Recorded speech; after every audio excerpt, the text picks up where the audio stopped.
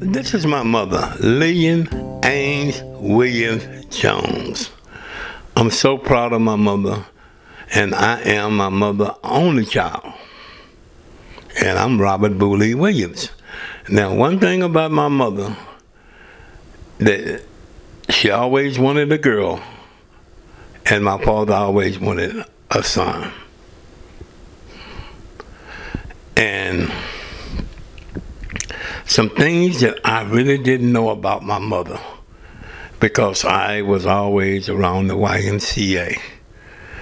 But when I was small,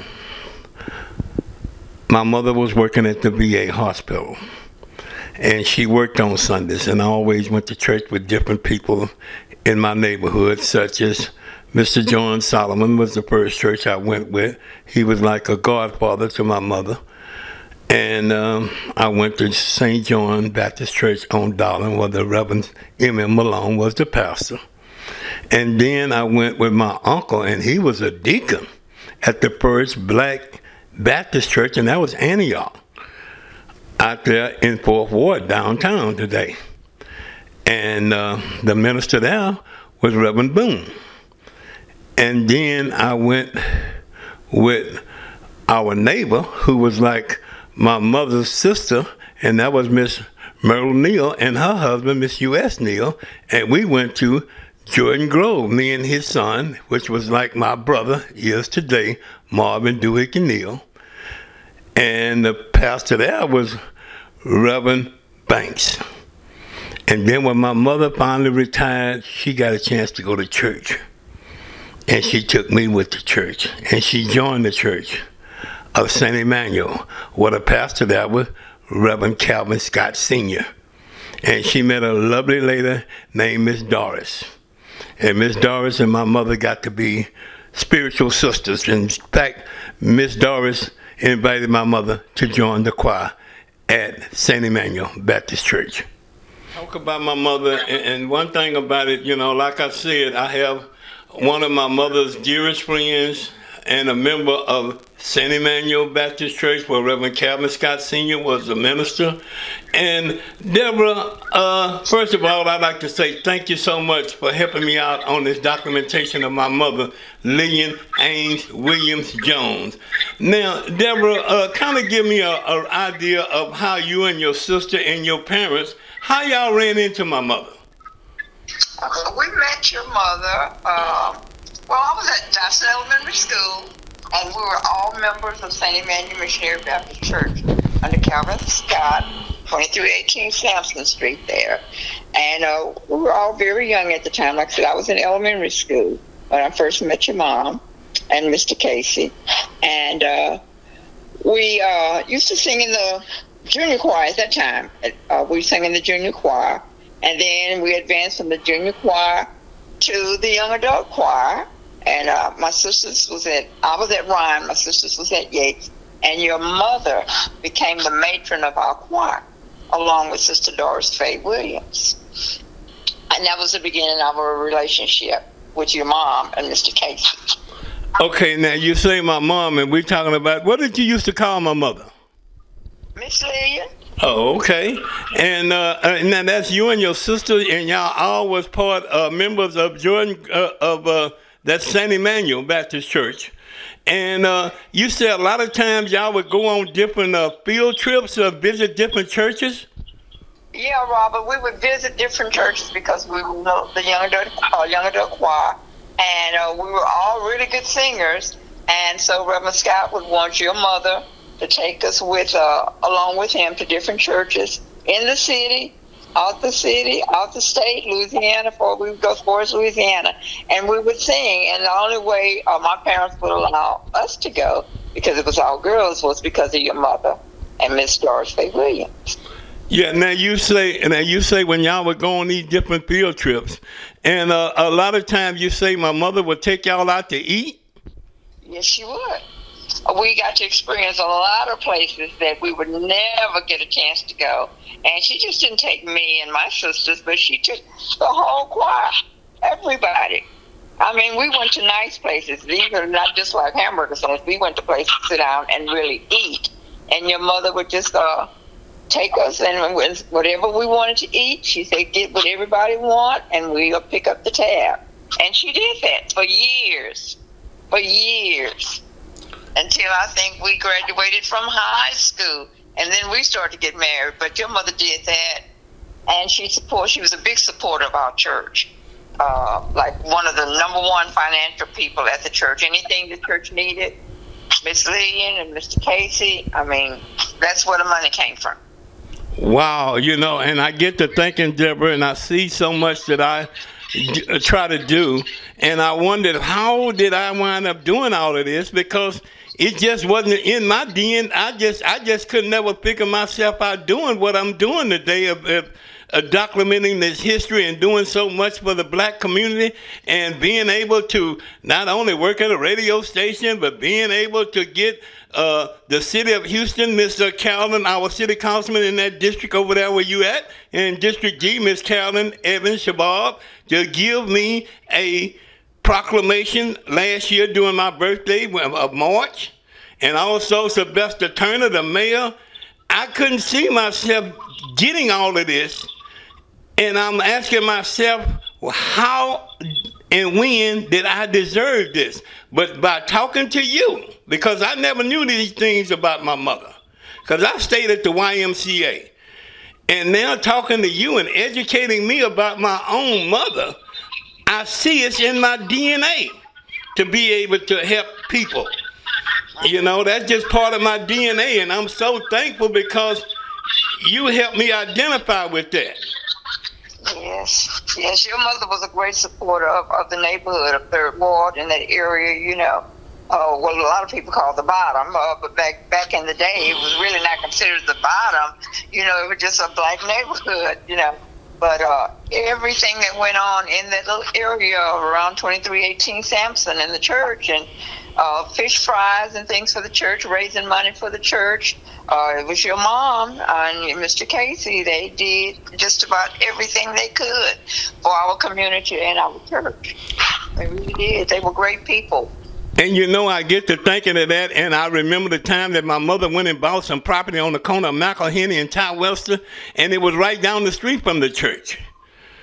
And in fact, when I first got married, that's where me and my wife, Miss Gloria Waller, from out of Pleasantville, Phyllis Wheatley class of 1961, that's where we stayed at. And eventually our son, Rodney Williams, he was also in that house that was on the corner of McElhenney and Ty West. And my mother bought that corner lot because she always wanted a corner lot. She already had lots up in Sunnyside and in Third Ward, but she always wanted a corner lot. And she bought that lot right one block down the street from St. Emmanuel Baptist Church. And mainly when she bought that, she wanted to rent it out to some people who couldn't afford to pay a high lot of rent, and to some of the members there at St. Emmanuel. Now that part I remembered, and it's just so good to understand why I do what I do, because so many people enjoy what I'm doing, including you and your sister and your daughter and your whole family. And I'm so grateful to having you to tell me about my mother so people can understand why I do what I do. And it ain't because of Robert Boo Lee Williams. No, Robert Boo Lee Williams ain't got nothing to do with it. It's just the DNA that came from Lillian Ames Jones. That's right. That's where the DNA come, because see, my mother she was adopted. Her mother, first of all, her daddy had already died when she was a little kid, and by the time she got almost to be a teenager at 12 years old, her mother had died, and that's Dorita Ames. She died, and then when she died, that's how my mother wound up coming to Houston to stay with her auntie, which was Rosie Hall. And Rosie Hall was a fortune teller. This is where the finance came in, because she was a well-financed lady, and her husband was a foreman over at U.S. Steel. Plus my Aunt Rosie, which is my mother auntie, my great auntie, she was a fortune teller. She was the one who helped started Mother McGowan. Oh, wow. Yeah, she was well financed because most of her clientele was white people. And during the 30s and the early 20s, that's what a lot of people was spending their money on fortune tellers because they was almost 80% right. Wow. So this is why the finance came in, and my auntie and my mother inherited this finance. Right.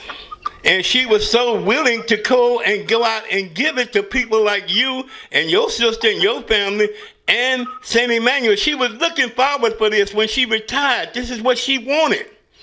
Right. Because see, for so many years, Deborah, she couldn't go to church because she was working at the VA hospital trying to support me and my stepfather, which he also worked at the VA hospital with Casey Jones. Oh, okay. Mm-hmm. Well, So they never got a chance to go to church. And when my mother finally retired, she retired before my stepfather, Casey Jones. So she joined St. Emmanuel with the help of Miss Doris Williams. oh, okay. And Miss Doris is the one who got her involved in singing in the choir. Oh, okay. So when she got singing in the choir and she retired now, her thing was, as long as she was working, her goal was to be able to support a black church. Because first of all, her oldest brother, Albert Ames, which he was already a teen, he was already an adult by the time his daddy died, which was my mother's father. He was a minister out in City Gas Okay. for years. In fact, he was the one who married me and my wife in 1967 after I left Jack Yates. Oh, wow. So therefore, my mother always liked it, being a part of a church, but she never could get a chance because of her working schedule at the VA hospital and trying to survive and support me and keep the properties up that my auntie, my great auntie, had a will to her. Because after my great auntie passed, wasn't too long before my great uncle passed. And they all, my great auntie Rosie Hall and her husband Joe Hall, they didn't have any kids. That's the reason why when my grandmother died, my great auntie would love to take care of the kids, her kid, because my mother was the only girl, and she only had 2 brothers, and she was the baby. Oh, okay. And you know, so she was, and she had came from a little town outside of Brookshire, Texas, called Patterson, Texas. Okay. Mm-hmm. Before she moved here in Houston. And it's such a good historical thing about my mother. Yeah, your mother was such a kind person. Everybody loved Miss Lillian. Everybody loved her. And Robert, we used to think they were very rich because they had so much to give everybody. And I mean, she never hesitated when somebody said, Reverend Scott would say, we got a family over here that needs something, or the church needs something. Miss Lillian was the first to go up. And we thought she was one of the best dressed ladies at the church. She always drove a new car all the time. So we just thought she was like super rich. And she was super kind with her money. She really was. She never hesitated to do anything to help anybody.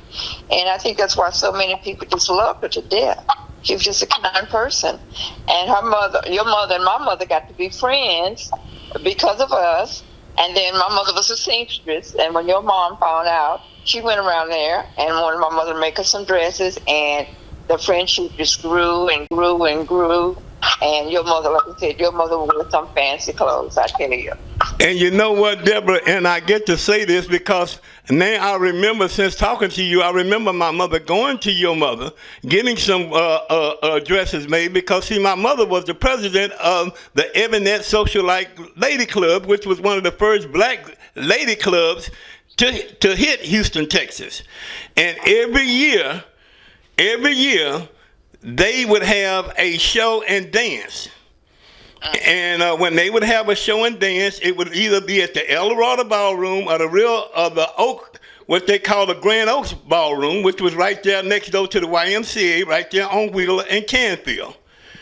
Okay. And they would have these shows, they would start off doing the 4th of July, and they would have people like Joe Hinton, and for the 4th of July, or maybe somebody like Big Joe Turner, and then for Halloween they would have a Halloween ball, and then they would also bring in celebrity people such as Ted Taylor, all of the people that used to work for Don Roby and Peacock Records and Duke.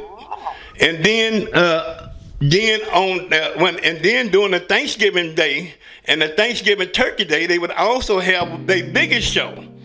And that would either one Thanksgiving it would be Bobby Bland, the next Thanksgiving it would be probably B.B. King. And they would rotate Thanksgiving and Christmas. If B.B. King came Christmas, Bobby Bland came Thanksgiving, and if B.B. King came Thanksgiving, Bobby Bland would do Christmas. And most of the money that my mother made in that organization would go to the black community, such as San Emmanuel and some of the other charitable events and charity companies that used to be out there during the early 50s, well, I might say the early 60s and the early 70s, because she passed in 1971. And that's why working at the disc jockey, that's why I had already knew Bobby Bland as a little kid, because he used to come to the house because my mother was the president of the club. So therefore she was the one who had to sign over the checks to these different entertainers. Right. And B.B. King, I had met him. All of these people, B.B. and Bobby Bland, I had met them before I even got into radio. And they were telling me the same thing that you were telling me about my mother, that she was a giving person and a sweet person, but she was a people person, that people always knew her, eventually fell in love with her. That's right. And she was that kind of person. Had the biggest smile, Robert, always smiling. And what I can remember too about your mom, she was the first woman that I knew that had a mink stove.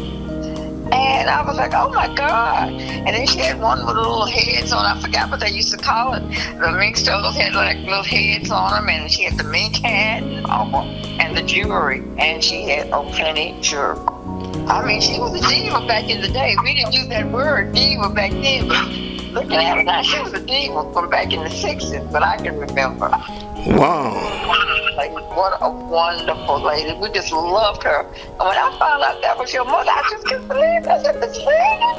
And then the more I look at you, I said, he looks just like his mother, and he smiles like his mother. Big smile. Your mom had a big smile that would really light up the room. She really, just smiled all the time. We just loved her. Just to be really, really honest, we love her. And when you say, Deborah, kind of mention your sister's name and the people that you remember that would go in there at San Emmanuel. I know it's been a long time. Girl, we're talking about well over 60-something years. But I've been remember that church up to 3 years ago. So I remember my sisters. There was 4 girls in our family, and our last name was Londo. My oldest sister, Linda Londo, and then Ora Londo. I was Deborah Londo and Patsy Londo. Okay, and then some of the girls that went to Yates was Jerry Diane Smith, Brenda Rout, Dolores Hancock, Janet Hancock, John Hancock, Howard Hancock, let me see, and the Devons, Lily Devon, Reggie Devon, and Gail Devon, and of course Reggie is the pastor of Silver Lake Church out in Pearland, and his parents were very good friend of your mother's. Now, who you say that he's a pastor out there in Pearland? That's Silver Lakes? Silver Lake, Reggie Devon, right. And his parents are still living. They were very good friends of your mother.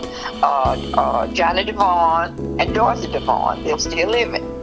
Wow, it's so good. And by the way, before I let you go, Deborah, I thank you so much for all this encouragement word you say about my mother, because you're telling me things that I didn't know about my mother.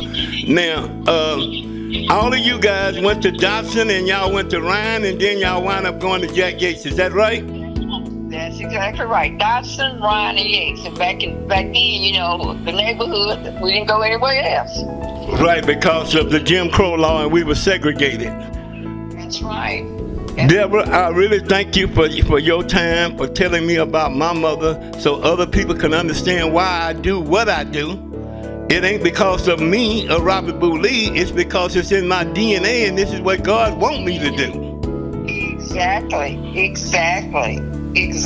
Because people that know me know Bouley. They tell you right then. Bouley will tell you in a minute, man, he ain't finna do a doggone thing for nobody but Bouley.